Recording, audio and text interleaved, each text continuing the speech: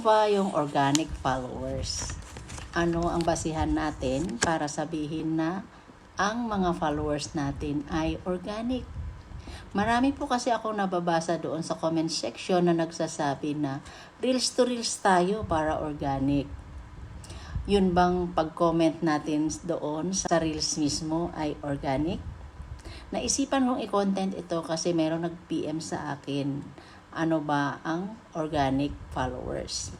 Ang organic followers ay yung hindi nyo po sila sinabihan na i-follow kayo. Kusa kayo pinapalo kasi nagustuhan nila yung content ninyo. So, yun po yung organic followers.